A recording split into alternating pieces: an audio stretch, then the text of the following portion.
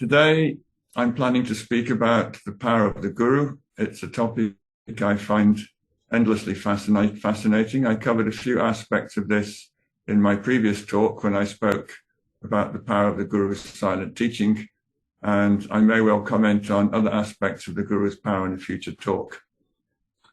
I'm going to begin today by retelling a story that was narrated by T.K. Sundaresha Iyer, a devotee who moved closely with Bhagavan for many years. Here he is on the right of a group photo, which was taken in Palakottu in the late 1930s. And at the top of the slide are two other photos of him, one headshot and half a body, also from around the same era. The story comes from Sundaresha Iyer's memoir, At the Feet of Bhagavan. The cover of the current edition of the book is featured on the right of the slide. Above it, in the center, is Sundaresha Iyer standing next to Bhagavan. But before I start, I just want to tell a little story about how this book came to be published, since I had a minor role in it. Around 1980, when I was cataloguing the Ramanasramam archives, Bhagavan's grandnephew, Ganeshan, who was running the ashram at the time along with his father, called me into the ashram office and gave me the key to one of the cupboards that featured prominently there. This is me and Ganeshan standing in Ramanasram around that time.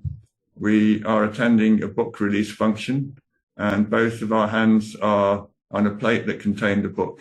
It was a Telugu text that had been written or published by the young man on my left. He sent me a copy of this photo a few months ago after we'd had a chance meeting on Arunachala. Prior to that, I'd forgotten this photo existed. Anyway, going back to the story, Ganeshan said, David, this is where we store all our old manuscripts and notebooks connected with Bhagavan. I'm like a dog in the manger with this cupboard. I bark if anyone goes near it, but I've no idea what I'm guarding. Why don't you go through it and catalogue what's there? I jumped at the opportunity. Going through it, I soon discovered that it contained an Aladdin's treasure house of archival material connected to Bhagavan. There were manuscripts in Bhagavan's own handwriting, notebooks he'd scribbled in, manuscripts and proof copies of ashram books and so on. Right at the back, stuffed behind one of the shelves, was the manuscript that was later published as At the Feet of Bhagavan, Sundaresha Iyer's book, the cover of which I've already shown you. It had clearly been prepared for publication by someone at Ramanashram, since there were marks addressed to a printer on many of the pages. However, instead of being sent off for publication, it had been stuffed at the back of this cupboard and forgotten about. About 15 years later, in the 1990s, when I was sitting in the back of a car with Ganeshan, I asked him why this manuscript had not been published in the 1960s when all the preparatory work had been done on it. Ganeshan laughed and said, I wanted to publish it, but the ashram was very short of money in those days. Kopikar, who worked in the office, said we didn't have any spare money for the printing. I was going to overrule him and send it to the printer anyway, but Kopikar found out what I was planning to do. He took the only manuscript copy we had and he hid it. Until you went through that cupboard and found it stuffed at the back, I had no idea what he had done with it. This is a revealing little window into how poor Ramanasramam was in the 1960s when the manuscript was hidden. It's only a small book, about 100 pages long, but printing it then was considered to be a project too far for the ashram's very meager budget. Before I continue, here is a lovely old group photo taken in 1961 that features the people I've been talking about so far. At the back, circled in red, is Ganeshan. On the left, inside the red circle, is Sundaresha Iyer. And on the right, inside the remaining circle, is Kopikar. The photo was taken at a Graha Pravesham, that's a house consecration ceremony. The site of this house was behind where Shishadri Swami's ashram is located. In those days, it was all empty land. And now on to Sundaresha Iyer's story, which comes from a section in his book entitled Walk with Bhagavan to the Lake. I'm going to read the whole thing since it is full of interesting comments by Bhagavan on the nature and application of the Guru's power. it begins, and his text will be on the left. The Samudram Lake at the foot of Arunachala Hill near Sri Ramanashramam is very extensive. Neither summer rains nor winter monsoons in Tiruvannamalai fill this lake save once in a way when it overflows. This is, of course, a photo of the lake with Arunachala in the background, taken when it was more or less full. The raised bank on the right is a man-made structure designed to keep the water in. When full, it's about 15 feet deep next to the bund. Sundaresha Iyer continues with his account. Thus it overflowed once long years ago in 1931. The sight of it was very grand and the outflow was as wide as a river. The tank really seemed that day like the ocean of its name, Samudram. Bhagavan told us that it held this name because a certain local ruler had this tank constructed as a miniature sea to give his queen an idea of what the sea would look like, for she'd never seen the sea and wished to do so. This is the overflow taken a few years ago. I'm the man in the dark blue t-shirt helping a lady to paddle across. My house is actually quite close to this overflow. Sundaresha Iyer continued, Bhagavan talked of many things on that walk with us, but at this distance of time, I remember only two topics that interested me. At one place, he pointed out a palmyra tree which had decayed in the embrace of a parasitic banyan tree. Some bird had dropped a banyan seed into the palmyra, and as it began to grow, the palmyra became cloven and stunted in its own growth. This is the banyan tree that Bhagavan pointed out. Amazingly, it is still standing almost 100 years later. You can see Arunachala behind it in the background. And this is a close-up of the inside of the same banyan tree with the straight trunk of the palmyra visible in the middle. Palmyras are palm-like trees with long, straight trunks and fronds at the top. Bhagavan then compared the way that the banyan tree had enclosed and consumed the pre-existing palmyra tree to the way that the Guru consumed a devotee's vast tree of past tendencies with a single look. This is how TKS narrated it. Drawing our attention to this phenomenon, Bhagavan remarked that this is just what the look of the grace from a jnani does. One look into a soul and the whole tree of past tendencies and prejudices, vasanas, gathered up through long cycles of past births, is burned up and decays away. Then the reality of the self is experienced. Bhagavan is confirming here that a single look from a jnani can end the seemingly unending sequence of births and deaths. And in this next slide, Bhagavan, continuing his explanation, added that the same effect could be produced by the jnani's touch. This is something that I will be speaking quite extensively about later. Sundaresha Iyer continued, thus he explained to us the effect of contact with the great, and he said that the supreme jnana obtained with the touch of the saint can never be won through the study of any number of scriptures or by any store of good deeds or by any other spiritual practices and efforts. Later on, return to the ashram, I put this in verse form. Here's another photo of the inside of this remarkable tree on the right. And on the top of the slide is a photo of Sundaresha Iyer standing next to Ganeshan. Judging by his age, I would guess it was taken around 1960. And this is the little verse that Sundaresha Iyer composed when he returned to the ashram. A bird drops seed upon a tree and causes its decay. So Guru's grace raised knowledge into the seeking mind, replacing ego shadows with resplendent jnana's light.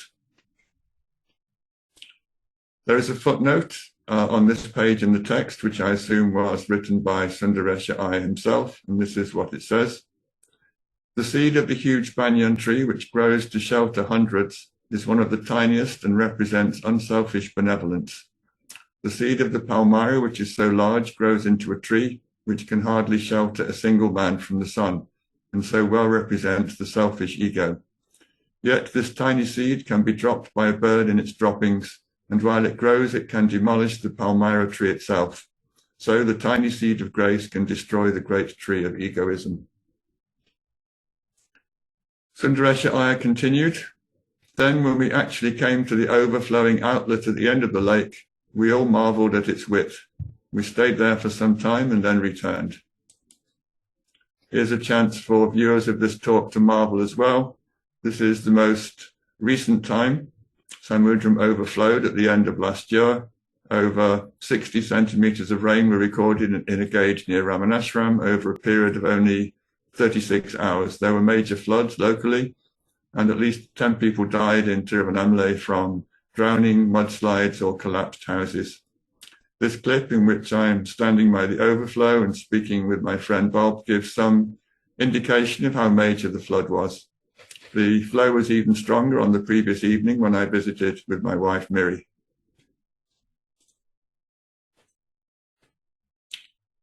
On the way back, Bhagavan and his party paused at the sluice gate that controlled the outflow to the fields on the downside of the dam. The sluice gate is no longer in operation, although it still worked when I first went there in the 1970s. This photo on the right shows the place where the sluice used to be. It was in the center of this earth and masonry construction, but in recent years, the sluice and its retaining wall have been slowly crumbling and subsiding into the lake. Sundaresha Iyer continued. On the return walk, we happened to pass the sluice at the center of the bund.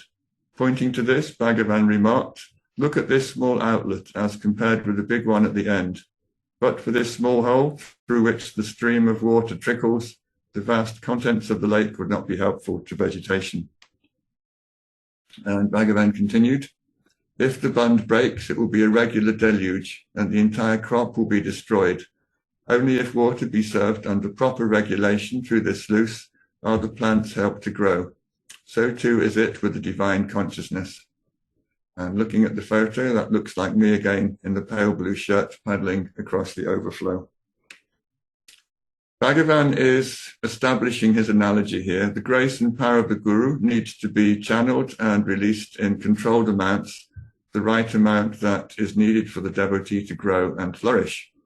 If too much is released, the mind of the devotee can be damaged in just the same way that an uncontrolled flood of water damages the landscape.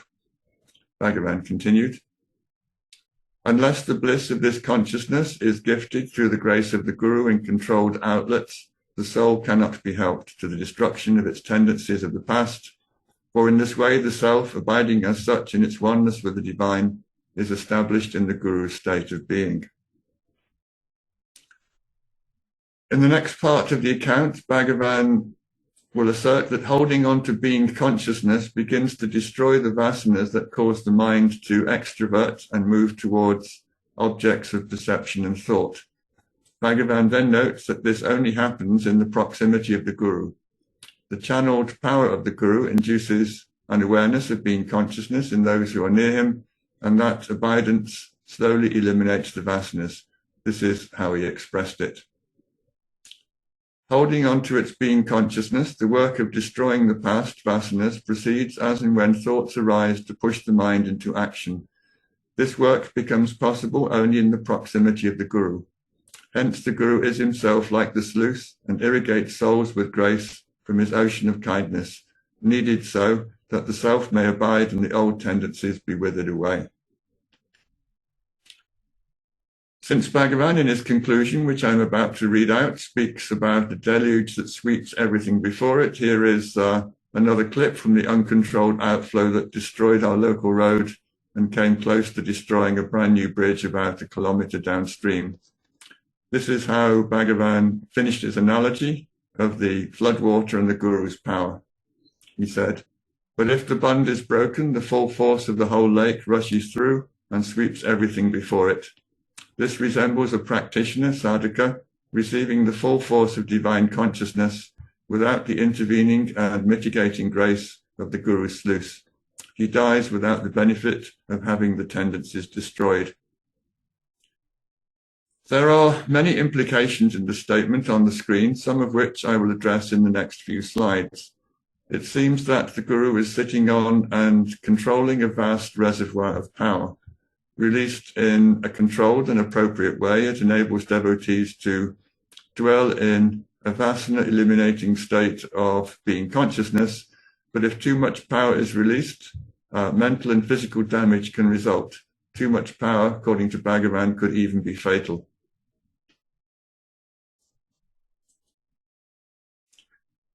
The idea that the guru can transmit a physically damaging amount of power and therefore has to control its flow is one that I've heard from several jnanis I've spent time with. One of them is Lakshmi, seen here on the right.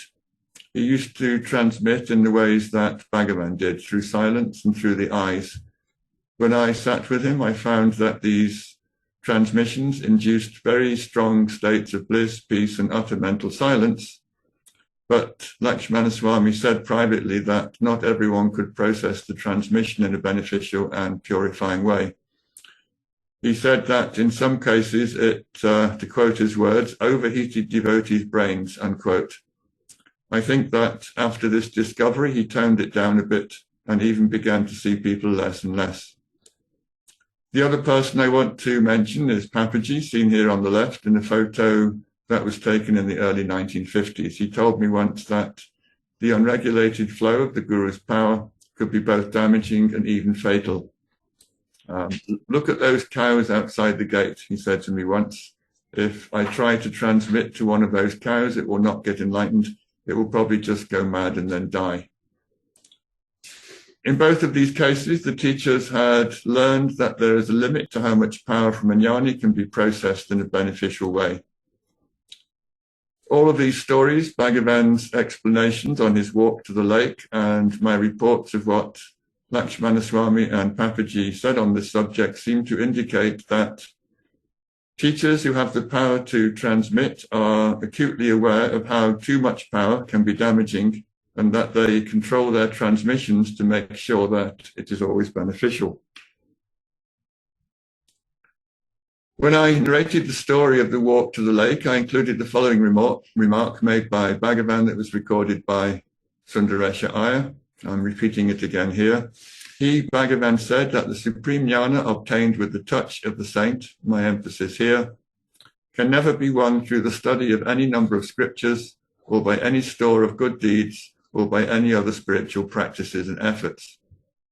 Sundaresha Iyer is standing on the left group photo, which was taken on the lower slopes of Arunachala around 1940. The boy standing next to him is Sundaram, the former president of Ramanashram. Bhagavan didn't often speak about liberation through the touch of the jnani, even though he had successfully used this method himself. In the next few slides, I will be going through the known occasions when he tried this, because the stories taken as a whole demonstrate that the jnani can experiment and regulate the amount of power that is needed for a successful transmission. In 1915, Bhagavan's attendant, Palaniswami, who had served Bhagavan since the 1890s, was dying in Virupaksha cave. When Bhagavan had moved up the hill to Skandashram the year before, Palaniswami stayed behind because he wasn't strong enough to do the additional climb to Skandashram. On the right is the only known photo of Palaniswami taken around 1914, somewhere in the vicinity of Virupaksha cave. Bhagavan is sitting behind him, Bhagavan's mother is to his left, and Sivaprakasam Pillai, the devotee who compiled Who Am I, Nanya, is sitting in front of him. I have put an additional group photo taken in front of Virupaksha cave on the top left, but Palaniswami doesn't feature in it. It does, though, give a clearer picture of how Bhagavan looked in those days, since the picture on the right is very murky and low res. As Palaniswami was dying, Bhagavan put one hand on his head and the other on Palaniswami's heart center on the right side and kept them there until he thought that the individual self had been extinguished. At that point, Bhagavan took away his hands. A few seconds later, the I thought reappeared, left the body through the eyes, and according to Bhagavan, took rebirth in one of the Deva realms. This was, so far as we know, Bhagavan's first attempt to liberate a devotee in his dying moments by putting his hands on the devotee's heart center and transmitting power which pushed the I thought back into the heart. This process should eradicate the vasanas, thus ensuring that rebirth cannot happen again. Fast forward a few years to 1922, which was the next time that Bhagavan tried out this method, this time on his own mother. On the right, we have a group photo in the Skandashram era in which Bhagavan's mother, Aragamo, is sitting in front of her son. The top left photo is a cropped and slightly enlarged photo taken from the same group shot. The resolution on this is a little murky since it is a photo of a print. The original has long since disappeared. In her final hours, when Bhagavan could see that his mother was nearing death, he tried the same technique he had used on Palaniswami several years before. This time, though, he kept his hands in place for a much longer period. Afterwards, he remarked, "I thought that she was liberated, but remembering what had happened in Palaniswami's case, I kept my hands there for a few minutes longer." In her final moments, Bhagavan said that he was seeing scenes from all her potential future lives appear, like I would describe it as the fast forwarding of a film. When the film ended, he kept his hands in place to ensure that liberation was complete and that the I thought would not escape as it had done with Palaniswami.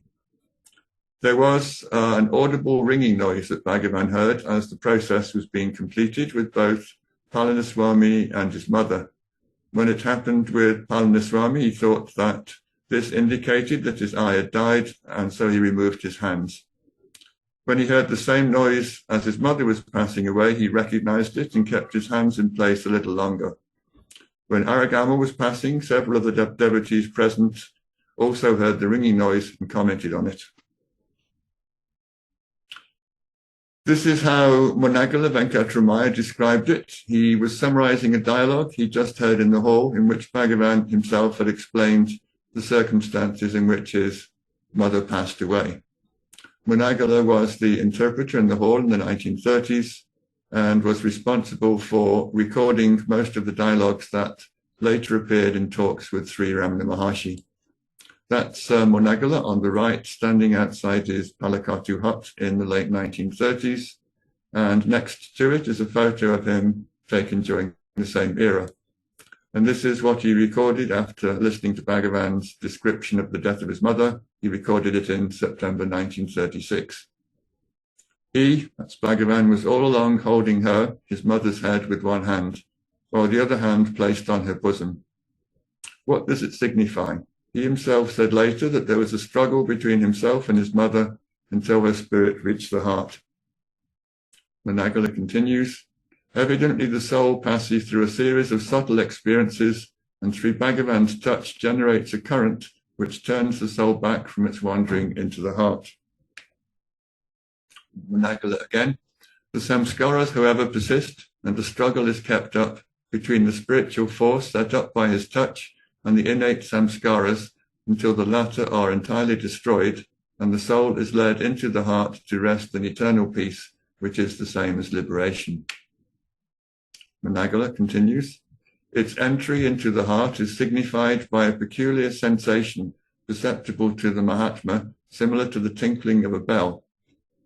When Maharshi attended on Palaniswami on his deathbed, he took away his hand after the above signal.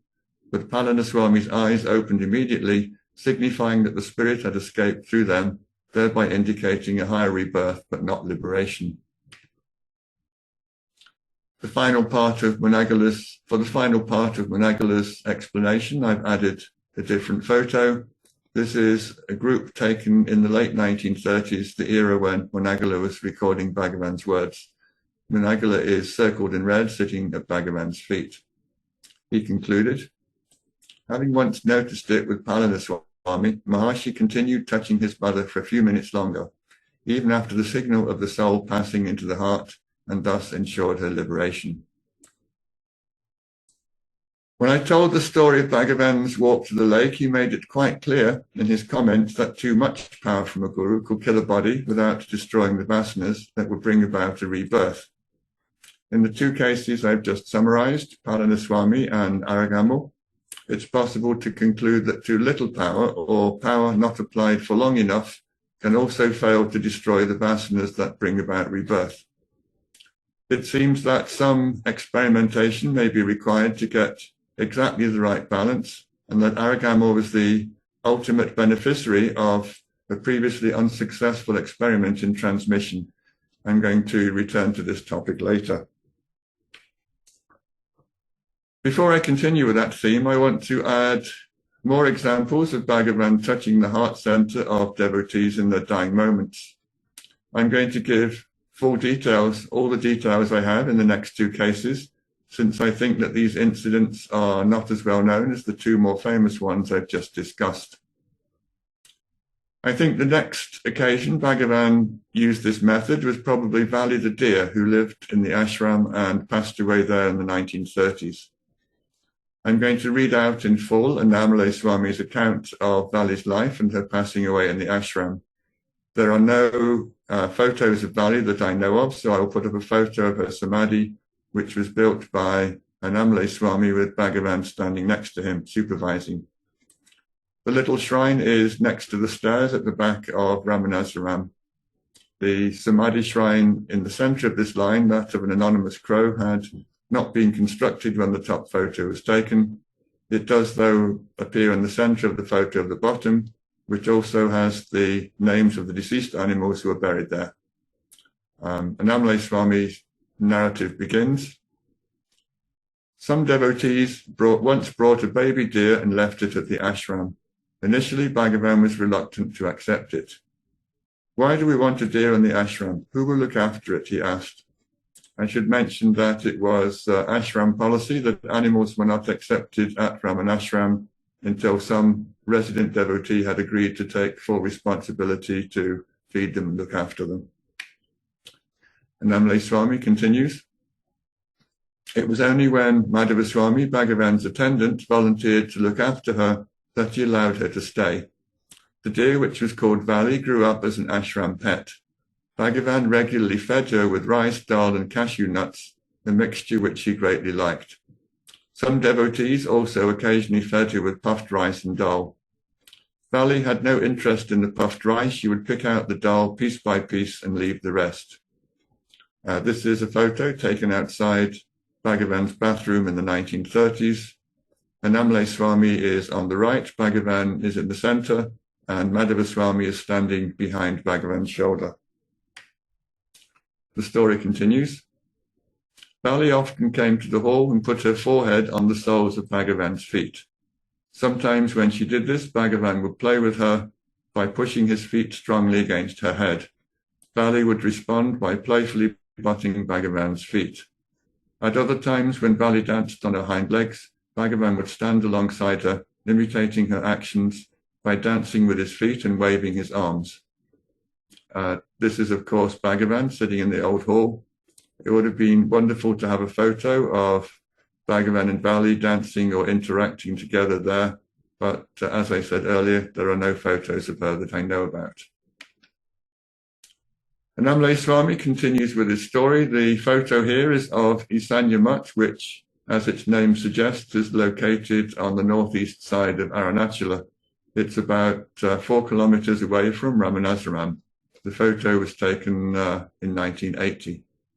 And the story continues. One day, Valli went off to graze with some goats. When they reached Isanya Mutt, about 2 miles away, someone attacked Valli and damaged one of her legs so badly she was unable to return to the ashram. She lay there unattended for over a day. Annamale Swami continues. When Valli failed to return to the ashram that night, Bhagavan sent me and Rangaswami out to look for her. Someone gave us false information that the deer had been seen on one of the Muslim streets in town. We went there feeling that she might have ended up in a cooking pot, but no one there could recollect seeing her. I have circled Rangaswami, the devotee who went looking for Valli, in red in this group photo. Annamale Swami is sitting next to him with the Rudraksha mala around his neck and a lot of vibhuti smeared on his forehead. When I interviewed him in the 1980s, he told me that he was very easy to spot on ashram group photos because he usually had his arms folded and had a Rudraksha mala around his neck.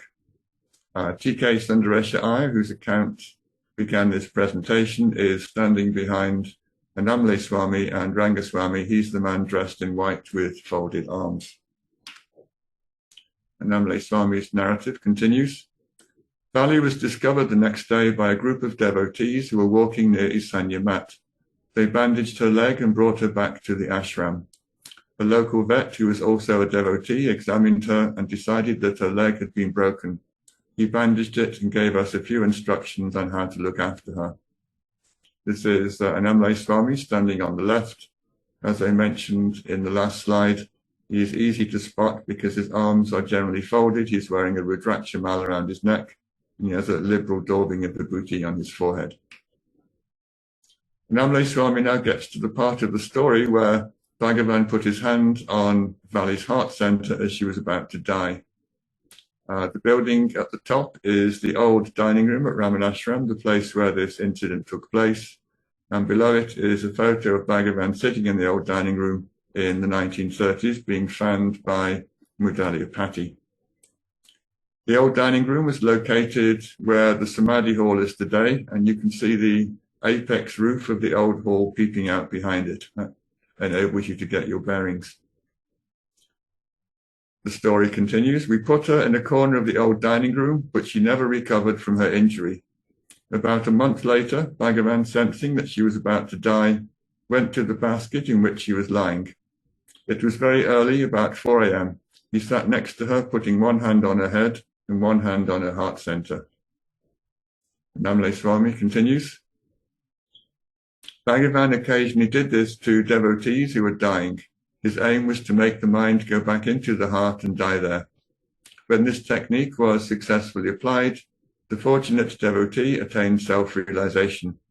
He had first tried to do this with Palaniswami, one of his early attendants, but it was not a success.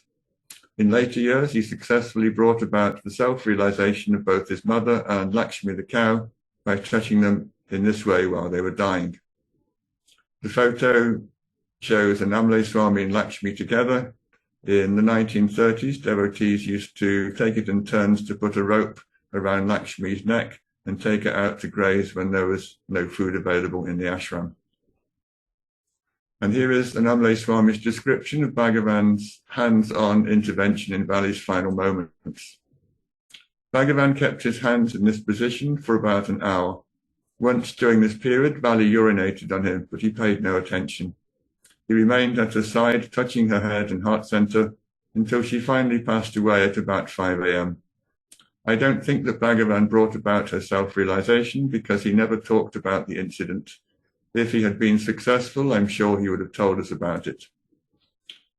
I would concur with this. I think Bhagavan would have made some declaration had Valli been liberated in this exchange. However, he did seem to regard her as a very special devotee, as the remainder of Annamalai Swami's story indicates. The photo here shows Bhagavan returning from the hill. The Samadhi shrine that he had built for Valli is at the bottom of the steps on the right side of the photo. This is Annamalai Swami continuing with this story. Later that morning, Bhagavan asked me to construct a small Samadhi shrine near the back gate of the ashram. We should build a Samadhi for Valli in the ashram itself, he said. We don't need any masons, the two of us can build it together. In this photo, Bhagavan, followed by Madhava Swami, has walked past Valli's Samadhi after returning from the hill. You can see half of Valli's Samadhi on the extreme left of the picture. Annamalai Swami continues with his narration. I did the masonry work. Bhagavan just assisted me by handing me the bricks. When the main structure of the Samadhi was completed, Bhagavan asked me to install a lingam and do puja to it. I accomplished both tasks with Bhagavan standing at my side. All this took several hours. While the Samadhi was being built and the funeral ceremonies were being performed, Bhagavan did not go to the hall. The devotees who came for darshan all had to come to where we were working.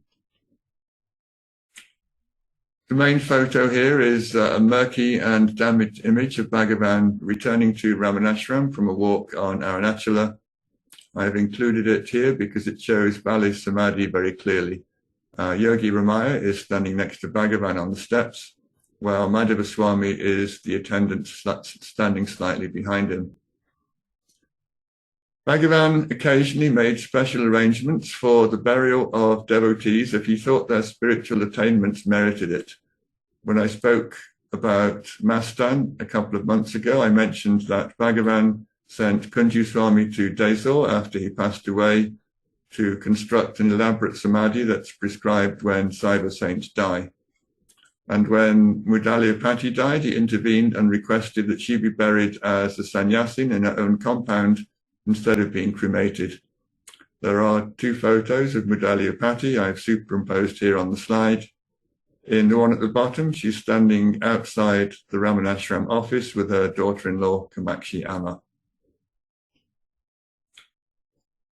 I want to move on now to someone who's possibly even less well known, a devotee who had the immense good fortune of being touched by Bhagavan on the heart center as he was passing away. His name is Sachi Narayana Rao, and he's shown here on the right. He came from a large Andhra family of Bhagavan devotees, one of whom served in the ashram office and occasionally managed the ashram when Chinnaswami was absent.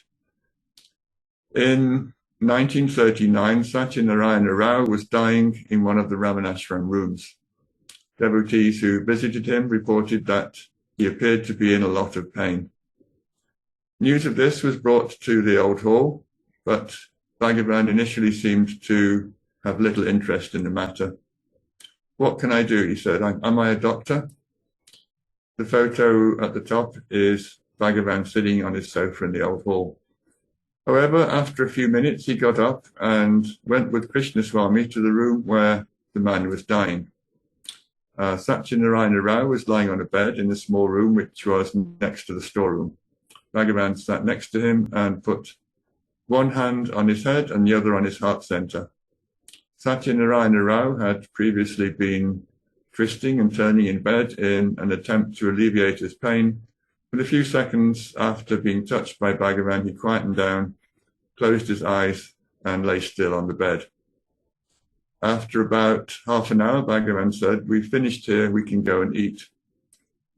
Bhagavan had delayed going for lunch because he had wanted to finish his work with Sachi Narayana Rao. While Bhagavan was still eating, a devotee came to inform him that Sachi Narayana Rao had died. However, before he had died, he opened his eyes, smiled, and reached out to touch his two sisters who were sitting next to him. When Bhagavan heard this, he exclaimed, "Aha, the thief came back again. I thought that his mind had completely subsided. His vasanas, his mental habits and tendencies came up again. His attachment to his sisters made him reach out and touch them." In the case of Palaniswami, Bhagavan said that the I thought escaped through the eyes at the moment of death and took another birth. One can assume that something similar happened in this case as well. This story was told to me by Krishnaswami, who was an eyewitness to all these events. That's Krishnaswami on the right, standing with Bhagavan in Palakottu in the 1930s. Krishnaswami was the chief attendant in the old hall for many, many years. Since this important story had not been recorded in any ashram books, I did a little research and discovered that many of the circumstantial details were corroborated in a manuscript that had been written by Narasimha Rao, who was Sachi Narayana Rao's brother.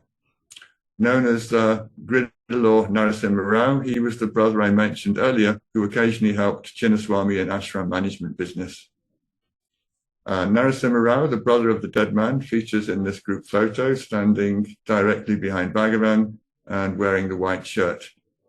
A few other people I've mentioned today are also in this photo. T.K. Sundaresha Iyer is sitting on the front row, second from the right. Chinnaswami, also seated on the front row, is between Sundaresha Iyer and Bhagavan. And there is a row of people standing behind Bhagavan. On the left, circled in red, is Anamale Swami. Behind Bhagavan and circled is Narasimha Rao.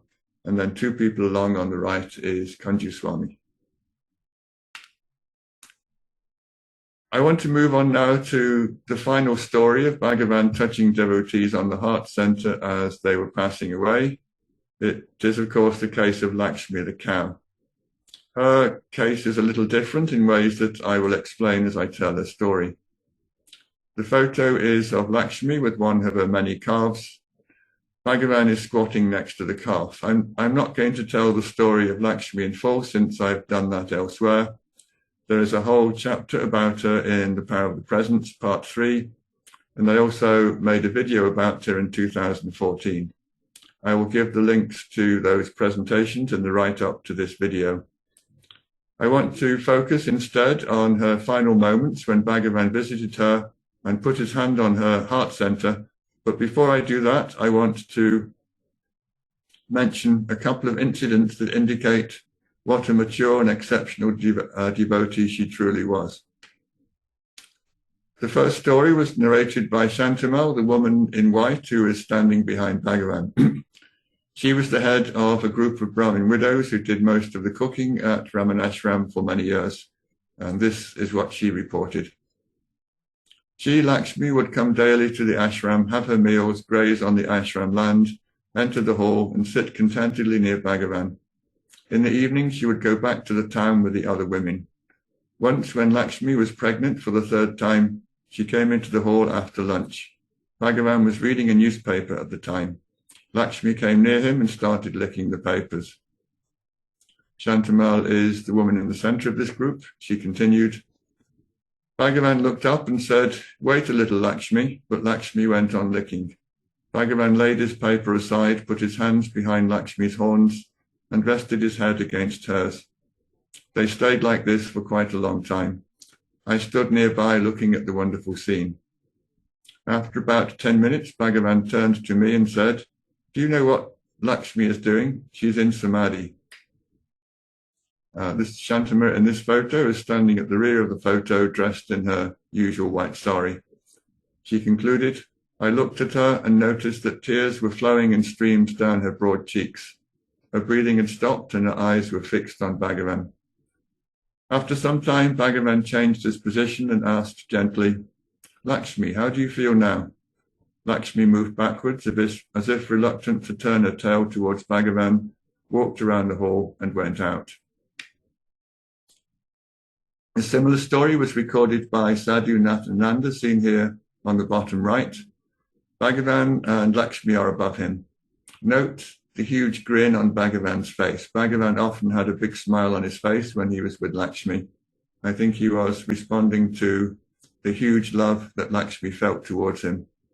Sadhu Nathananda wrote, Bhagavan, ever shedding grace by remaining in the meditative state of self-abidance, once externalized his attention, turned towards his devotees with a smile, and suddenly asked the following question. Do you know what state Lakshmi is in now? Having never witnessed such a scene before, the devotees were puzzled by this unusual question.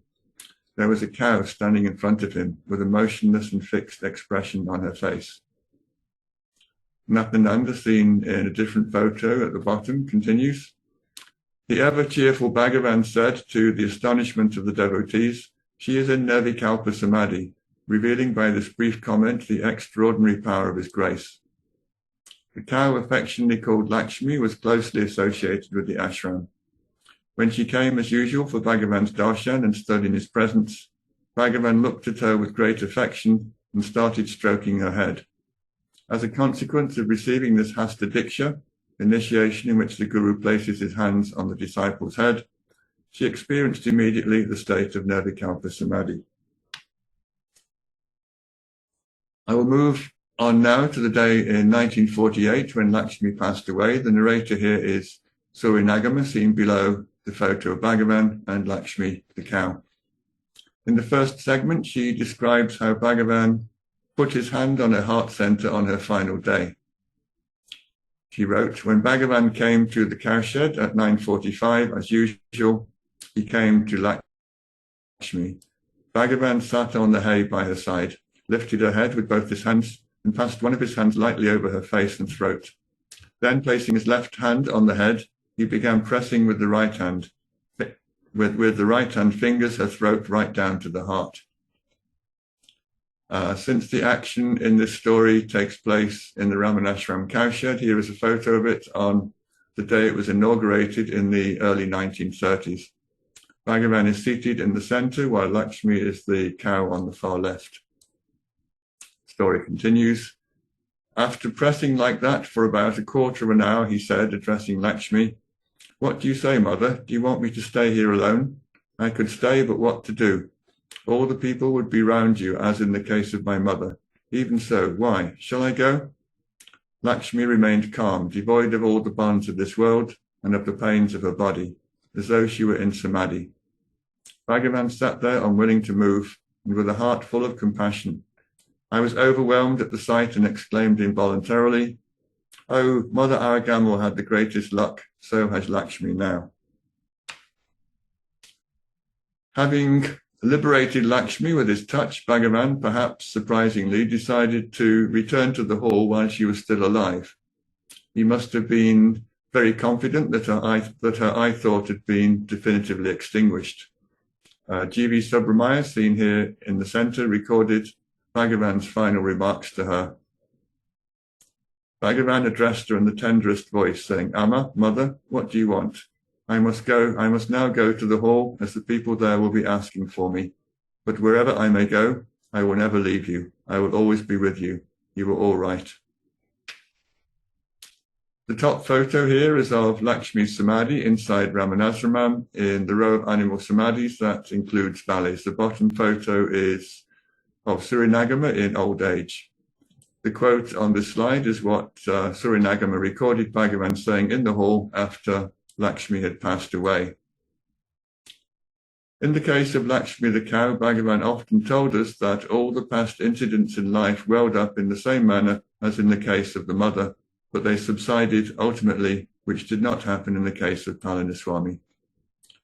When I pointed out that Bhagavan was not with Lakshmi till she breathed her last, as in the case of the mother, he said, "Oh, what desires did Lakshmi have after all? Only if there are desires in plenty will they remain till the end." I think this is a quite significant comment by Bhagavan. With Palaniswami and his mother, he was doing battle with their vasanas right till the end. With Lakshmi, he could see that her vasanas had gone and that her eye sense was not going to rise again. That was why he was confident enough to leave her while she was still alive. He knew that she had realized the self, and he knew that there was no possibility of a relapse. Surinagama, in her account, interpreted Bhagavan's comments, "What desires did Lakshmi have after all?" to mean that cows don't have vasanas. I take an entirely different view on this. I think that Lakshmi did have vasanas when she was young, but that they were eradicated through her lifelong devotion to Bhagavan. On her final day, they had already been definitively extinguished before Bhagavan left her, still alive, and walked back to the hall to see the people who were waiting for him there. I spent a bit longer on retelling all these stories than I had originally planned when I started laying out the material for this talk, but I think it was worth it because I want to bring together some of the themes and speculate a little bit on their implications. The one thing that all these hand-on-heart touching and transmission stories have in common is that Bhagavan only used this method on devotees who were dying. There is no record of him trying it on devotees who were fit and healthy. Is there a reason for this? I think there is. It seems to be a method that focuses a huge amount of spiritual energy on the devotee's vasanas and eye thought. In the comments Bhagavan made on the walk to the lake, the story I told at the beginning of this talk, Bhagavan made it clear that a huge flow of spiritual power could result in a devotee's physical death, but not the death of the vasanas that would subsequently cause a rebirth. If a devotee is on the point of dying and is going to be dead of natural causes within 15 minutes or so, having physical death as a possible side effect of the transmission is no longer a major reason for holding back. The guru may as well use the full force of the self and just see what happens. Liberation may not occur, but the parting blessing of a huge transmission of power may destroy a huge number of the remaining vasanas and ensure a future birth in which they're no longer a problem. This may have been what happened with the lesser-known cases of Valli the deer and Sachi Narayana. I should stress that there is no corroboration of this theory from anything Bhagavan ever said. It's just my own theory. What intrigues me more is Bhagavan's comments made on multiple occasions that he tried to liberate Palaniswami, seen above with Aragamal, Bhagavan's mother, and failed to do so because he took his hands away too soon. Bhagavan said that he learned from this incident and kept his hands on his mother's heart center even after he thought that Aragamal was liberated. This might imply that a guru learns by trial and error how best to use the power of the self. The power may be there, but the effective utilization of it is learned rather than innate. That's one possible theory. I had a discussion with Papaji about this in Lucknow in the 1990s. Here are a couple of photos of us taken in that era. The top one was taken during a walk in the Lucknow Zoo, and the bottom one was taken on a bridge over the Ganga in Hardwar. This is what I asked him.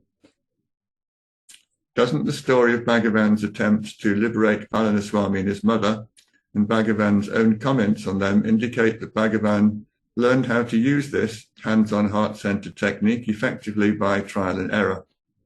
Didn't his inexperience cause him to make a mistake with Palaniswami, and didn't his failure in this particular case give him the experience to enlighten his mother a few years later? This is a photo of Papaji taken in the late 1940s, shortly after he met Bhagavan for the last time. And this is his response, which I will spread over 2 slides. Papaji: I don't think that there was a misjudgment or a mistake in this case.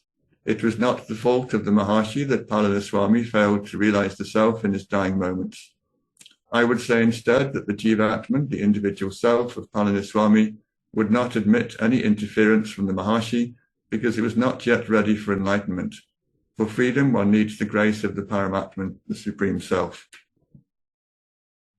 This is a photo of Papaji standing in front of Bhagavan's Samadhi taken around 1980. And below it is a photo of him sitting on the stairs at the back of the ashram, taken on the same trip. Papaji concluded, and if the Jivatman is not worthy, the Paramatman will not bestow that grace. Palaniswami had, by faithfully serving a Sadguru, earned enough merit to go to some heavenly world, but he had not earned the ultimate liberating grace of the Paramatman. That is why the Maharshi could not succeed with him. On a superficial level, it may look as if a mistake was made, but the Paramatman never makes mistakes. If the worthiness is there, freedom automatically comes. If it is not there, no amount of interference by the Guru can bring it about.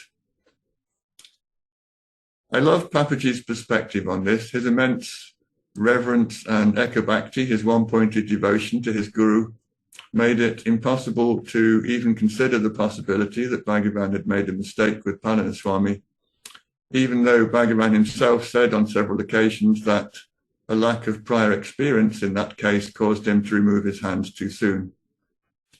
I also like his conclusion that because there are no mistakes or failures in Paramatman, the ultimate cause of Palaniswami's failure to realize in his final moments was his immaturity. The dialogue that these answers are taken from started off with me mentioning that Bhagavan had appeared to learn from his experiences with Palaniswami when he later liberated his mother. That led me to play devil's advocate and ask him the following question, which I knew he would disagree with me. It seems to me that one learns how to be a guru by trial and error. That is to say, enlightenment may be there, the power to wake others up may be there, but the effective use of this power requires some practice and experience. Do you agree? This is me sitting with Papaji in his living room around 1994. Papaji, of course, disagreed and gave me the following uncompromising reply. No, I don't. A guru does not need to practice. Gurus are born with the ability to teach. If you are destined to be a guru, the self automatically bestows on you all the necessary knowledge and power. It doesn't send you to school to learn these things. It gives them to you directly. And this leads me on to a story that was narrated by N.R. Krishnamurti Iyer, a devotee of Bhagavan who lived in Madurai and collected stories from Bhagavan's childhood from people who had known him then. This is Krishnamurti Iyer, the narrator, holding his daughter in his arms in a group photo that was taken in the late 1930s at Ramanashram. This remarkable story, which backs up what Papaji asserted in the previous reply, was told to Krishnamurti Iyer by Narayana Swami, a local librarian in Madurai who had visited Bhagavan's house in the 1890s. From the context, I would guess that it took place in the 6 weeks between Bhagavan's self-realization and his departure for Arunachala. This is what Krishnamurti Iyer wrote. Narayana Swami saw his friend, that's Bhagavan, sitting for long stretches of time in a small room on the first floor.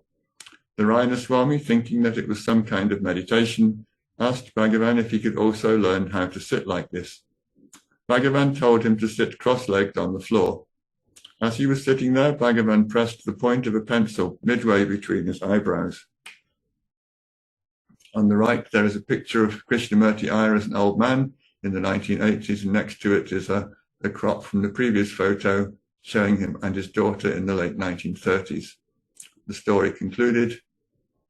Soon afterwards, Narayana Swami lost all awareness of his body and the world and entered a trance that lasted for about half an hour. When he came back to his normal state, the first thing he saw was Bhagavan's face wreathed with smiles. Narayana Swami tried several times to repeat this experience by himself, but he was never able to duplicate it. This is the only photo Ramanashram has of a devotee called Narayana Swami. He is seen here sitting with Chinnaswami. This may well be the Narayana Swami who passed on the story about Bhagavan putting him into a kind of samadhi with the end of a pencil. He looks to be about the same age as Chinnaswami, which is consistent with the events that are being narrated by him. The extraordinary thing about this story, for me, is the probable date it took place, in 1896, after Bhagavan's realization and before he left home to go to Arunachala. Where did Bhagavan learn to do this? How did he know that there was a point between the eyebrows that could serve as a focal point for a transmission of power? The answer that Papaji gave early, which I will repeat again here, seems to be the likeliest one. Papaji, the Guru does not need to practice. Gurus are born with the ability to teach. If you are destined to be a Guru, the Self automatically bestows on you all the necessary knowledge and power. It doesn't send you to school to learn these things. It gives them to you directly.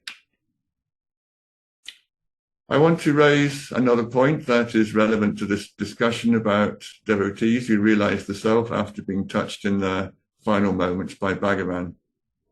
Bhagavan always insisted that his silent presence and silent teachings were the most powerful, but the only two devotees whom he publicly certified as being fully realized, his mother Alagamo and Lakshmi the cow, both attained this state after being touched by Bhagavan in their final moments. On the right are two of the few good photos we have of Bhagavan's mother.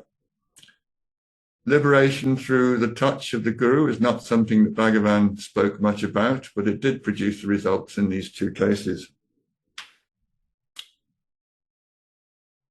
The powerful touch of the Guru can be decisive when a devotee's ego and vasanas are engaged in a life or death struggle with the power of the Self that is trying to make them go back to the heart and be extinguished there. That seemed to happen with both the mother and Palaniswami. To illustrate this, I want to include a story from the lives of Lakshmana Swami and Saradama. Lakshmana Swami realized the Self in 1949 in the presence of Bhagavan. The photos on the right were taken in the early 1950s after he had returned to his hometown in what is now Andhra Pradesh. In 1978, his devotee Saradama realized the Self in his presence. On the day of her realization, her eye thought had repeatedly plunged into the heart and given her brief experiences of the Self, but it had not died there. This is one statement she made before her eye was completely annihilated. It was recorded on a tape recorder that Lakshmana Swami had turned on because he knew her realization was near. And Saradama said, I am everywhere. I am not the body. I have no body, so I have no fear. I am immobile. Whatever I may do, I am immobile. I am shining as the Self. Everything is a great void, Mahashunya. How can I describe the self in words? It is neither light nor dark. No one can describe what it is. In the past, present, and future, no one can describe what it is. It is difficult to describe. Self is self, that is all. Reading this out, I remember listening to this tape long ago. There were great pauses between these sentences. It wasn't a long, continuous whole the way I read it out. There'll be one sentence, a big pause, another sentence, a big pause. This photo, by the way, was taken a few weeks after this experience. Lakshmi could see that the experience was a temporary one because her I thought had not died.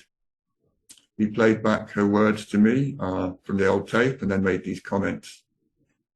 Anyone whose mind completely subsides into the heart for a short time can talk like an enlightened person.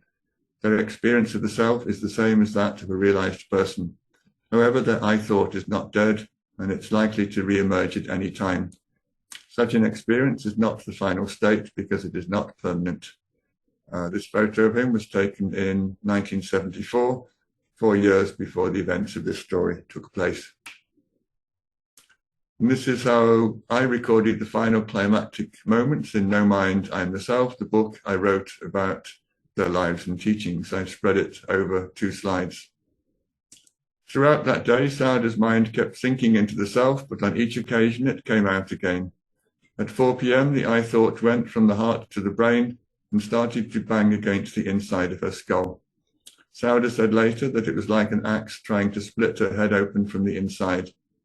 Since she was not able to bear the pain, she came forward, took Swami's hand and placed it on her head.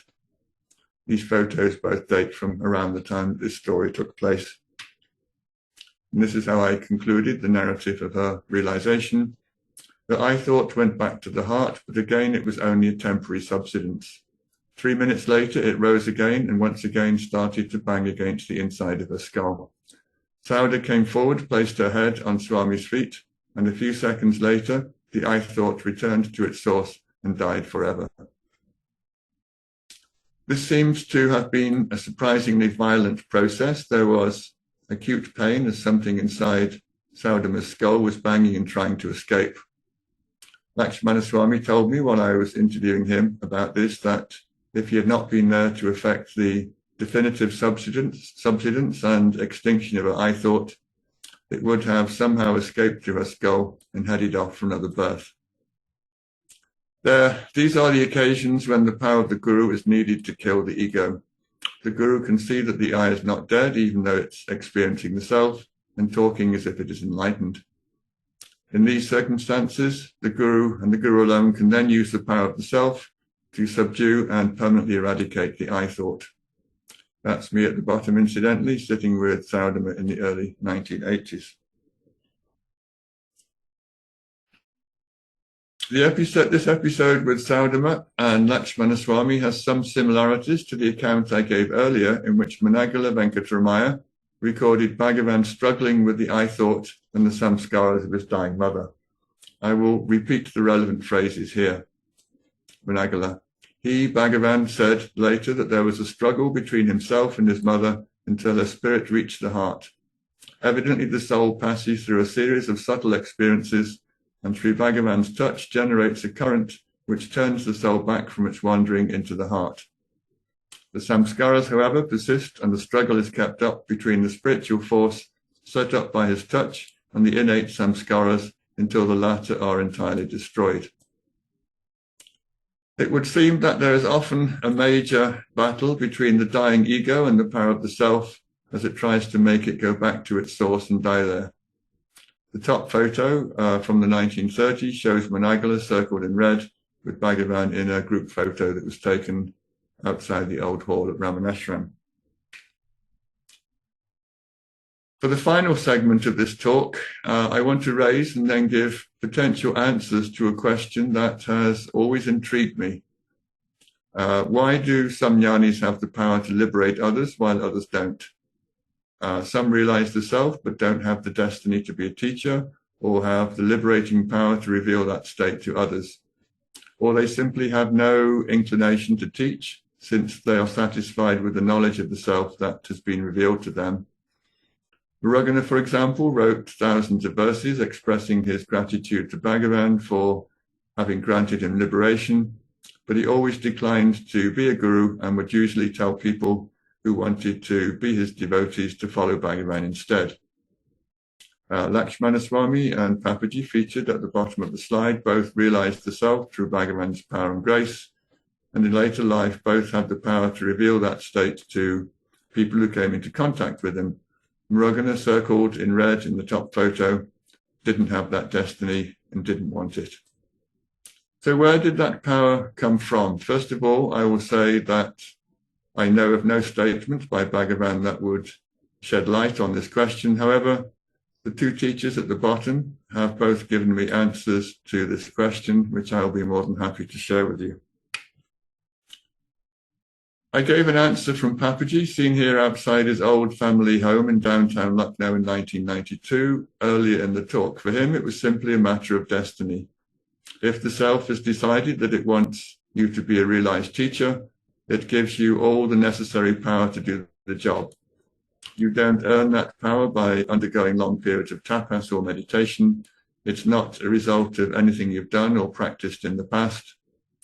And I should say that having that power doesn't indicate that you're more enlightened than those who don't have it. If you don't have it, it simply means it's not your destiny to be a guru. I told a story earlier in this talk about Bhagavan using the power of the self on one of his friends, Narayana Swami, when he was only 16 years old. The power was there, along with the knowledge of how to use it. Bhagavan never did anything to acquire that power or learn how to use it. Lakshmi, seen here on the top left, added an additional possibility when I spoke to him in the early 80s. He said that if, after realization, it is one's destiny to sit quietly for a few years, completely absorbed in the self within, then a power builds up which can be used to transmit the experience of the self to others. This happened to both Bhagavan and Lakshmana Swami, with both undergoing a few years of what appeared to be near perpetual samadhi states after their realization. I don't think that these two explanations are necessarily contradictory or mutually exclusive.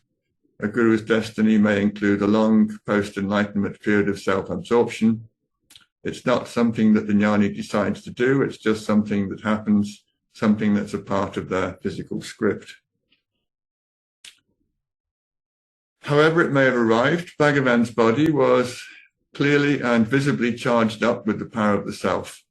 It was so strong, it manifested as a slight tremor in his head. This is a brief video clip of Bhagavan from the late 1940s. The tremor was not a result of advanced age, since devotees who met him in the 1920s have reported that he had it even then. The power of the self coursing through his body affected his balance as well. Kunju Swami has commented that his walking stick was not just there to help him with his arthritic knees, it acted as a support to stop him from toppling over. When asked about it, the physical trembling in his head, Bhagavan said that the power of the self in the body was the equivalent of an elephant entering a weak hut. The hut is going to shake and wobble a bit when seen from the outside.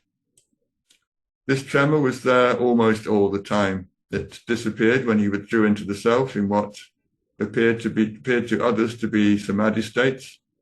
And more interestingly, it stopped when he was transmitting the power of the self through his eyes to specific devotees. It seemed to be a bit like earthing a current. If there was a target, the self ran out towards it and the physical tremors stopped.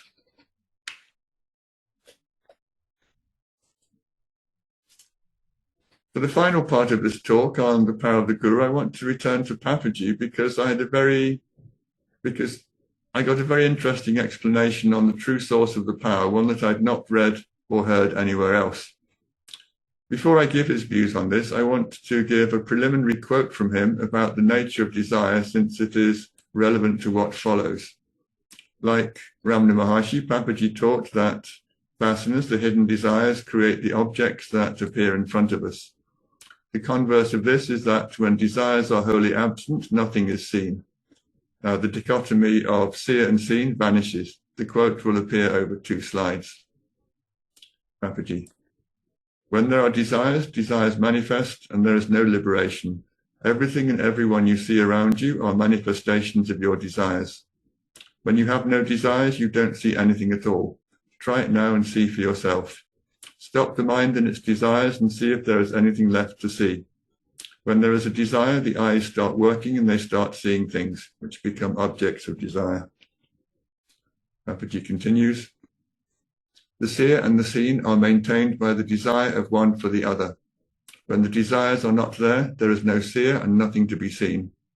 If there is no desire, you can't see, you can't hear, you can't smell, you can't taste. Try it just for a fraction of a second. Let your mind be absolutely absent just for a second and see what happens to all the objects of desire that you used to think were real. And now here is the answer I promised you, in which Papaji explains what he feels is the true source of the power of the Guru. It was prompted by this question that I asked him.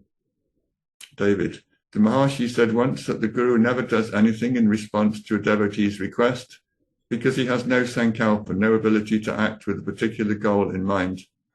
But by abiding in this desireless state, a sanadhi, a presence, is created that automatically takes care of all the devotee's needs and requests. I presume that you agree with this. Papaji responded with this reply that I will spread over the next 3 slides. The enlightened man, the jnani, does not do anything. He just sits quietly like a mountain. He does not respond to your requests by doing anything, but if you go near him with a desire in your mind, there will be an automatic response. If you throw a rubber ball at a wall, it will bounce back. The angle and speed of the ball off the wall will depend on the angle and speed at which you throw it. The wall does not have to decide how to respond to the incoming wall. When you go into the presence of a jnani with desires in your mind, the appropriate response comes back automatically. You don't even have to talk about them.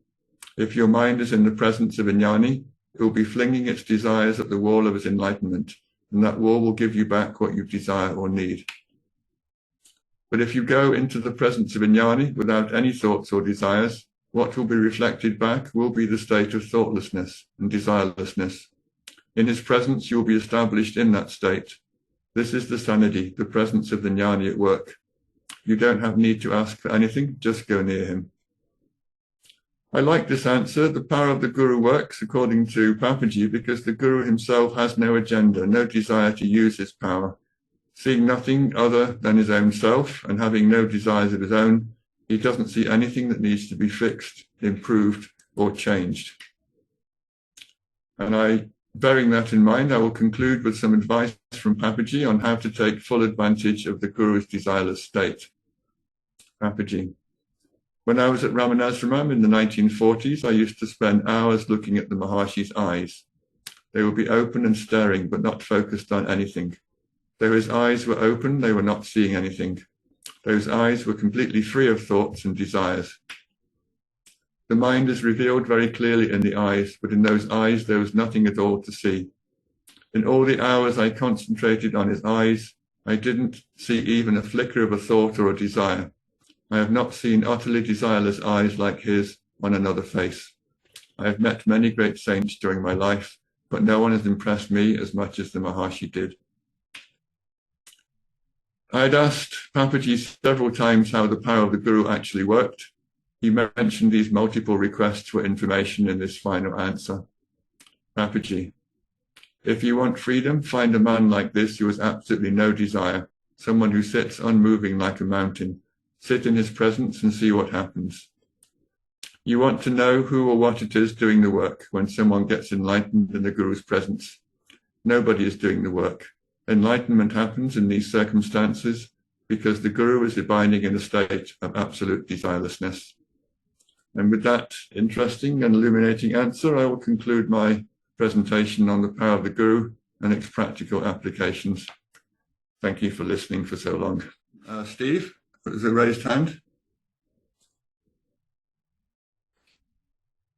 So often the transmission seems to be in silence, and silence comes up so often. And yet, literally just the other day, I was reading this book, A Sadhu's reminiscences. I don't know if you can see that. Chadwick's book. Yes, exactly. And I was quite surprised that he said when Bhagwan spoke, he spoke very quickly. So I had these two images in my mind of the photo, which is so beautiful, and the silence. But when I wondered if you could shed any light on the fact, is that what generally was said, that when Bhagwan did speak, it was quite quickly. It was quite expressed quite quickly. I think Chadwick said it was hard to keep up at one point. I think he would get quite animated if he was in the middle of a story that he was excited about, if he was taking all the different parts of the characters in the story. Of course, we have no idea what he sounded like because he refused ever to let his voice be recorded. One person who did know Bhagavan, he told me that Bhagavan's voice and method of delivery sounded quite a lot like Sundaram, the old president of Ramanashramam, which kind of makes sense. They're both Brahmins from the same area. They share the same genes, so they'd probably have the same genetic voice box. So apparently listening to President Sundaram was a lot like listening to the tone and vocal delivery of Bhagavan, but of course we have no idea what he sounded like. I don't know whether he was quick or whether he was slow. I'd be surprised if he was a speedy speaker. I always imagined him to be a very slow and deliberate kind of speaker, especially when he was giving out the teachings. I think he was quite considered in his replies. For example, I know even though he spoke excellent English, could read excellent English, he would always phrase his replies very carefully in Tamil. He wouldn't answer in English to people who asked him questions in English, even though he was good enough to correct the translator, the interpreter, saying, no, you didn't get that right, and he'd make him do it again. So he did seem to put a lot of thought into the answer in a very slow, deliberative way. And I would be quite surprised if I was magicked back into the old hall to see an old man speaking very, very quickly on the sofa. My image of him, like yours, is a man who spoke very, very slowly and carefully for most of the time. Yeah, it was just interesting to hear your take on it. But I was surprised when I read in here that sometimes, maybe it was when he was telling a story rather than speaking, answering a question. There's a lovely story, probably most of you know it. He always refused to let anyone record his voice until one day somebody showed up with a tape recorder and said, can I turn the tape recorder on? And Bhagavan said yes, and everybody got very excited that finally we were going to get some words. And he just sat there in silence for half an hour. And when the person with the machine complained, he said, I only agreed to let you turn it on. I didn't agree to speak. So. Thank you for that. I hadn't heard that one.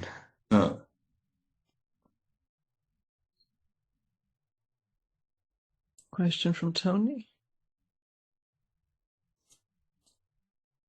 Hi, David. Hi. I think there's a similar question appeared in the chat as well, I think, from Samir. The grace of the Guru outside of his touch and presence interests me. I've heard stories that if you live within a certain distance of Arunachala, then, it's extremely powerful and attractive. Here in southeast England, I'm on the edge of the broadcast range, if you like, but enough grace has reached me to make me aware of Bhagavan and his teachings. So is there a kind of gradation, or, there's no way I'm going to meet him or get his touch or anything like that? Right.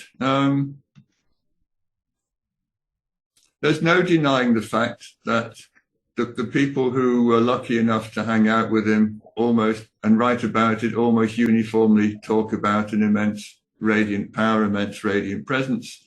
But then all of these teachers, they tend to downplay the role of physical proximity, which is interesting, that they all say that the self is within, the guru is within, and that when you are attempting to contact the guru, you're not attempting to contact a form, you're actually attempting to contact something inside your own self. I think if you put your attention, if you put your focus on any kind of form that you hold to be the absolute, then that is a kind of way of getting in touch with the inner guru within the inner self within. It may not be as full on as many watts as having Bhagavan look at you eye to eye in the old hall, but to have him as a form, as a focus of attention, and then to be aware of the self within is a very potent way of getting in touch with your own self, which is your own guru. There is a tradition, as you mentioned, that I think it's called 3 yojanas. A yojana is how far a bullock cart can drive in a day. It's a very vague measure. If you live within 3 yojanas of Arunachala, there's a certain radiant presence there, but it only says that you don't need any initiation. It doesn't mean that you're in a special position apropos getting enlightened. It just means that you don't need any initiation. That's what the Arunachala Mahatmyam says.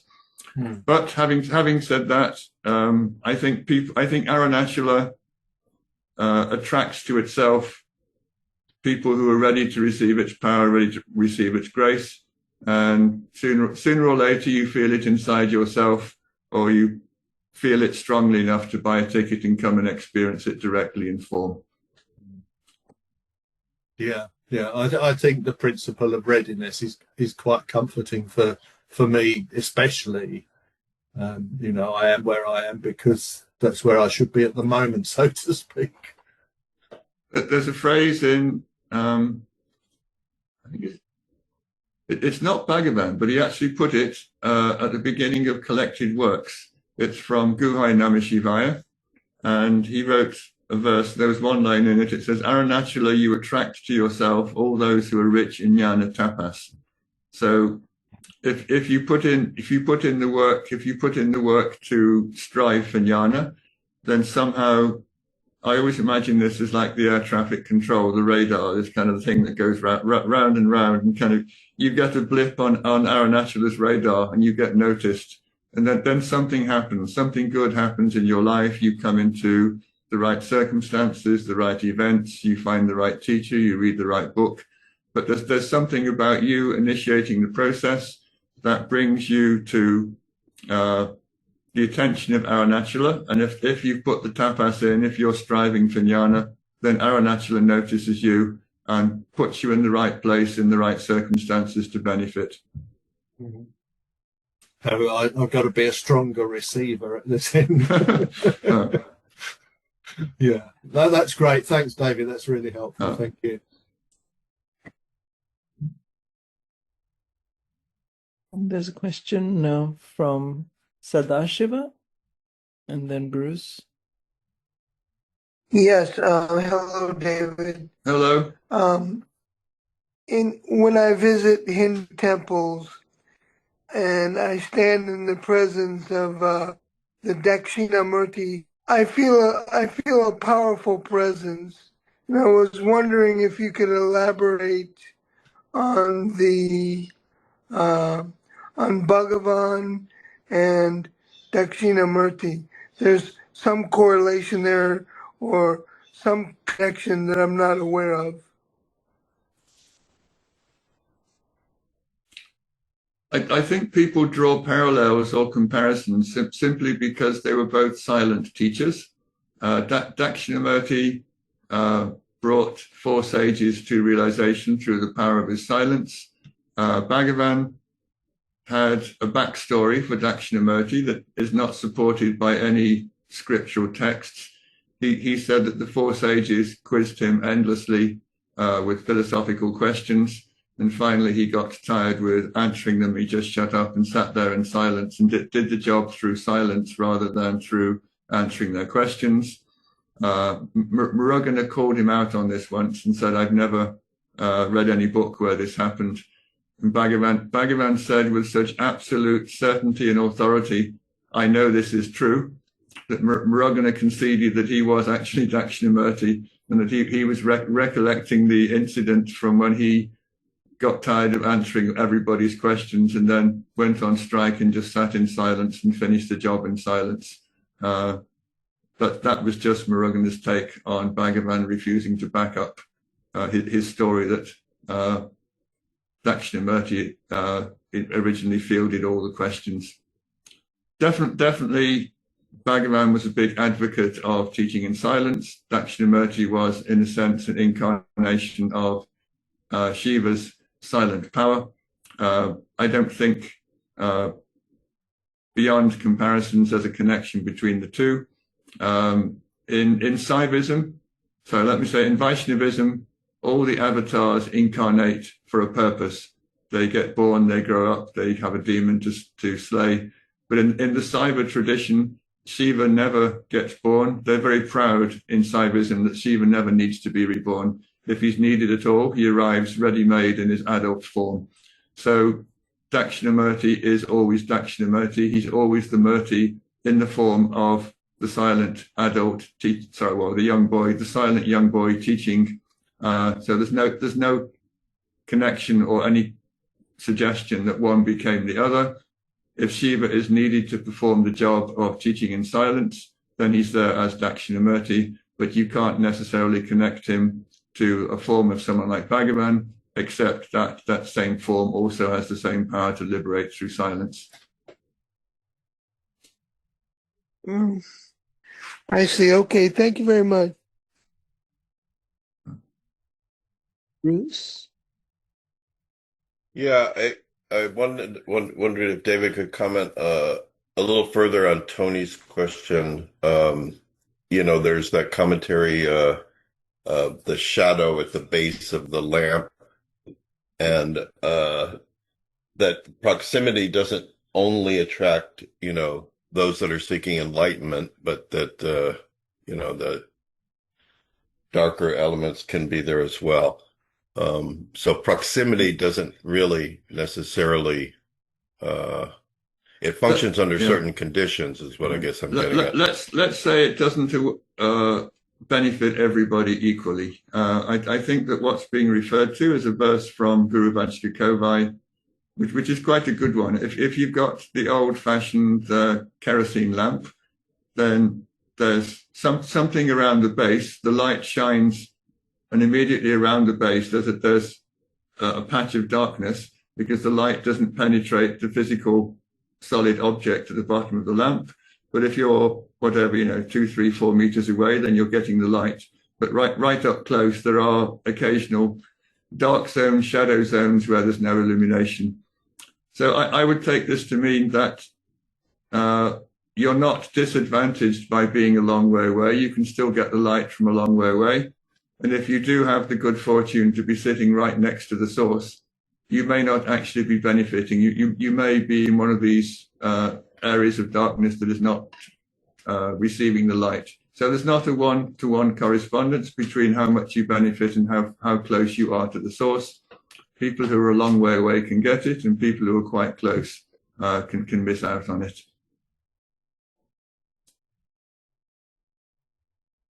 Thanks. How does a devotee, this is from Samir, how does a devotee is not in the physical presence of the enlightened guru, i.e. people in the UK, what should one do? I think I answered that to one of the questions. You need to work with whatever circumstances you're in. Bhagavan is Bhagavan. He's the self. He's the guru. He's your own heart. You have to look towards it. There's a lovely line in Padamalai in which Bhagavan himself is saying, people are always complaining that I'm not looking at them, but that's because they're looking in the wrong direction. If they would turn their gaze 180 degrees and look at me, they would find that I'm smiling at them from inside the heart all the time, 24/7. So if you want Bhagavan, don't feel that you've missed out on him because you think he passed away 80 years ago. Don't think that he's not appearing to you, he's not blessing you. Bhagavan would say that the fault is yours for looking at or trying to find it via an external form. He said, put your attention on the source, put your attention on the heart within, then you will see literally the form of Bhagavan smiling within you all the time. I do know people to whom this has happened long after Bhagavan passed away. They just found their attention massively introverted and found a happy, smiling face of Bhagavan looking at them from the inside. Let's say I'll pass on the second half of the question for now. P.V. Ramana Maharshi, consciousness or self is not the body, although Bhagavan seems to have indicated heart as being 2 digits on the right. It is somehow mysterious that physical touch from Jnani leads to I thought being pushed into the heart. Also, Ramakrishna's touch on Narendra while he was healthy is noteworthy. Thank you for an interesting presentation.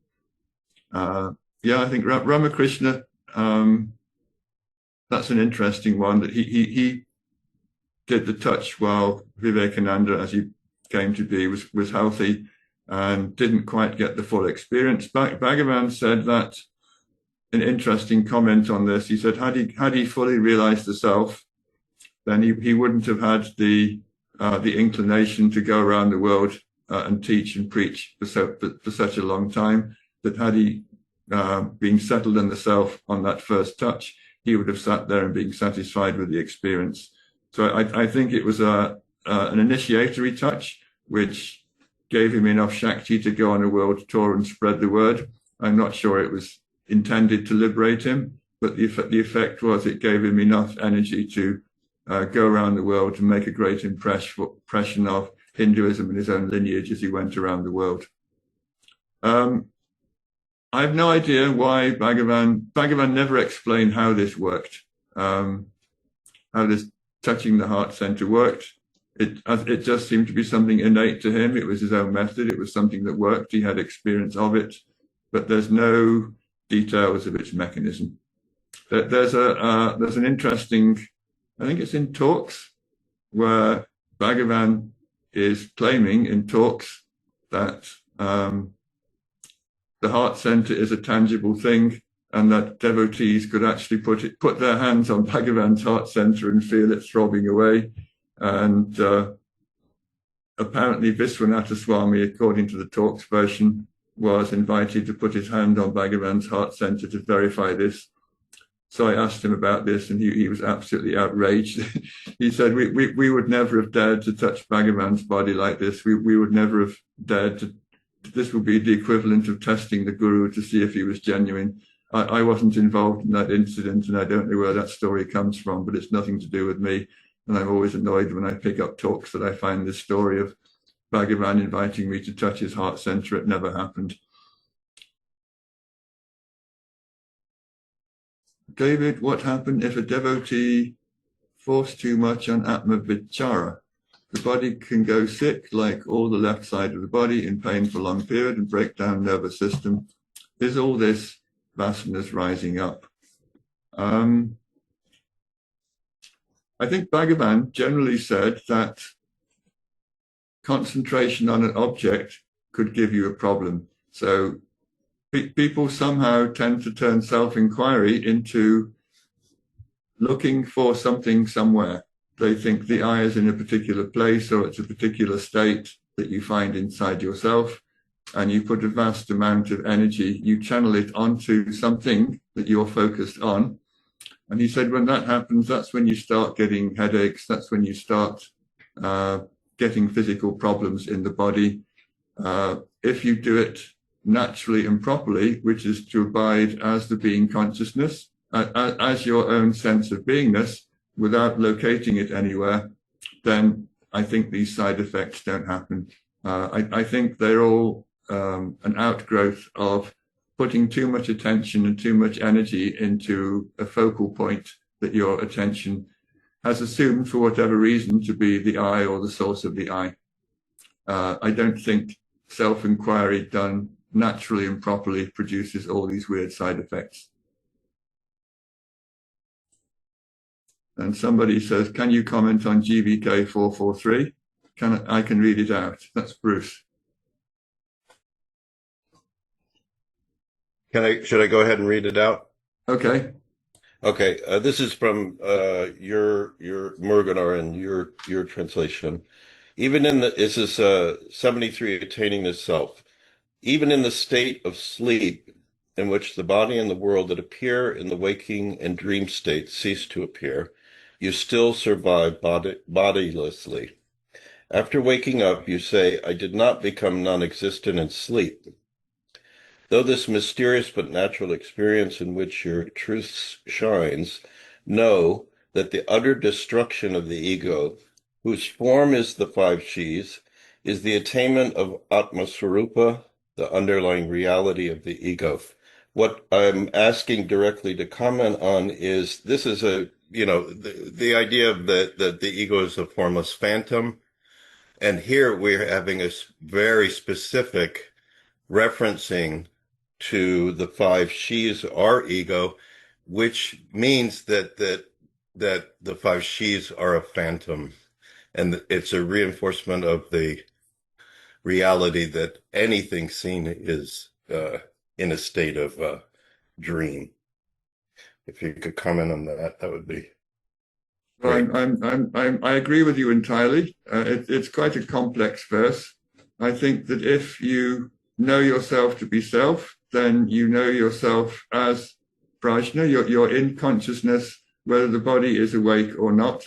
And your experience of yourself as consciousness is the same at 3 a.m. in the morning when the body appears to be fast asleep as it is at 3 p.m. in the afternoon when you're chatting to people. There's absolutely no difference between them. What makes those two identical is the absence of the existence of an ego, which comes into existence and then says, I am sleeping, I am dreaming, I am awake. If that rising ego doesn't manifest in those three states, then what prevails is consciousness. And then whether the body appears to be asleep or awake makes no difference at all.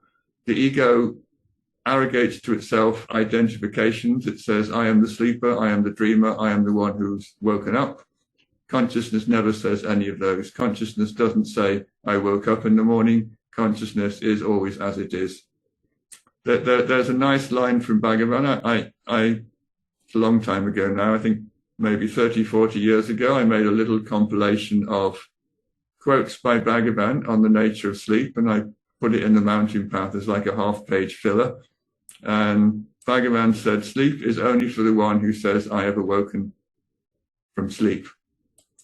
So if you think I have woken up in the morning, then you're not a jnani. So sleep is only for the one who says, I have woken up in the morning. If that person who wakes up isn't there, then the contrasting prior state of sleep wasn't there either. They're all experiences of the I. And when the I doesn't arise, when it doesn't function, when you don't identify with it, there is no person, being, entity, or self who alternates between the three avastas. There's only the consciousness that underlies them all. Thank you so much. Okay. So David, we discussed this in Tiruvannamalai when we met. I don't know, should we get discouraged by that?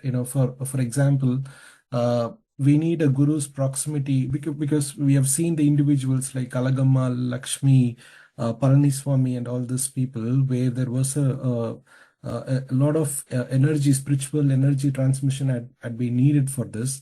And you also told me in Tiruvannamalai that somehow self chooses the person, and it is destined to happen in that way.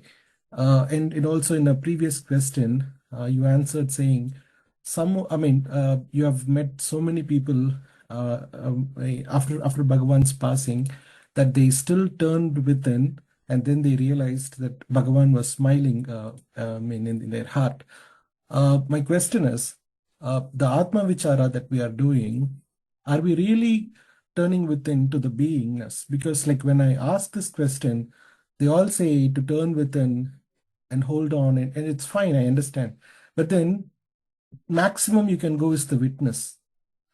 You witness it, you be in that state, but then still there is not like that beingness. If we have truly achieved that beingness, it should have been over by now, isn't it? David, like you've been with Papaji, you've been with Lakshmana Swami, so many close proximity as well. So I wanted to hear from you. There's a limit to what you can do by yourself. As you say, you can get to the point of being the disengaged, disinterested witness, but the I can't kill the I. The best it can do is attenuate itself by not being interested in anything that the mind presents on its menu as potential options for entertainment. If you can abide as the beingness without succumbing to the tendency to extrovert and go out and enjoy, then the self is compelled to consume you and destroy you. So that's the bargain. You have, by your own efforts, to go back to a place to abide in your beingness and to go back there repeatedly. And when you do it often enough, then there's no tendency to go out anymore. In that place, you've matured enough, you're pure enough that the self has no option but to consume you and destroy you. It can't destroy you while you have active vasanas, but if you deal with those, if you get back to your sense of beingness, if you can dwell as that beingness for long enough, then the power of the self will pull you into itself and destroy you. That's its job, that's its responsibility. Who it happens to, I won't say it's a lottery, but there's a famous Upanishadic verse, the self chooses whom it will. And I think the implication of this is it's always a bit of a mystery, who gets it and who doesn't.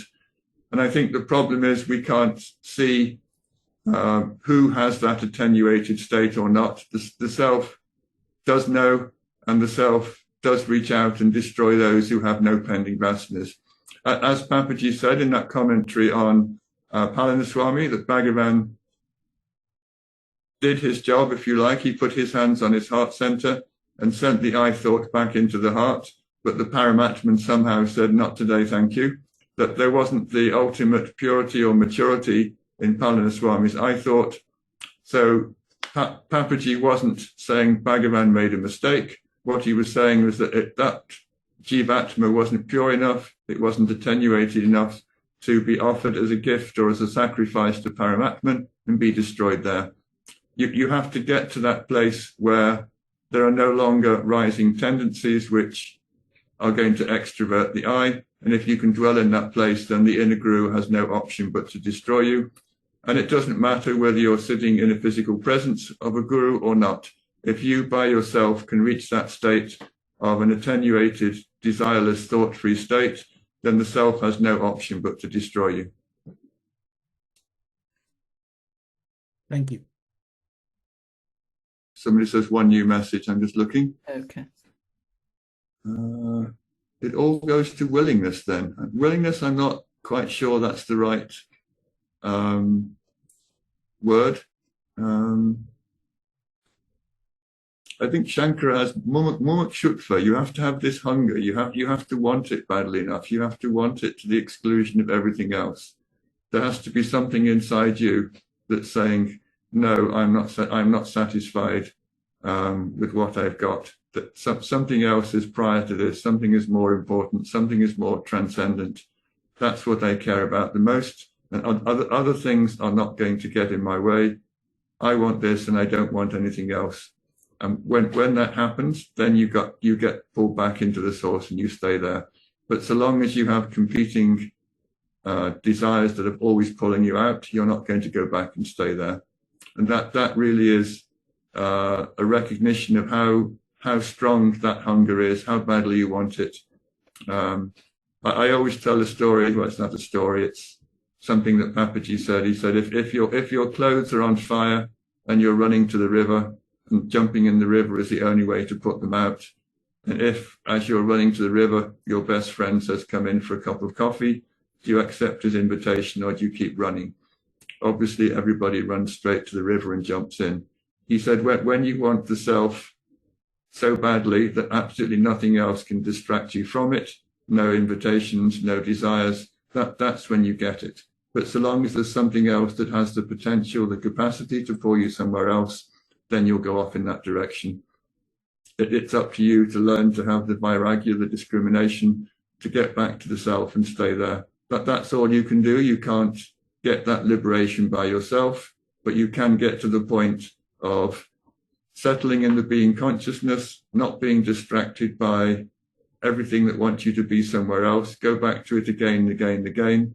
Sooner or later, self will say, right, you've done the job. Now it's my turn to finish you off. And that's what happens. Do you have a topic yet, David? Yes, it's going to be a continuation of this. It's going to be more on the Guru's power.